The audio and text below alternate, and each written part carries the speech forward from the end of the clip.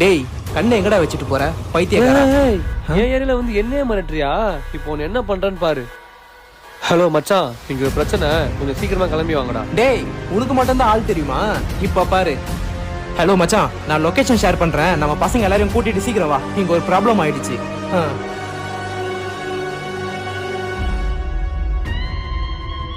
அப்படிக்கா போய் வெயிட் பண்ணுவோமா?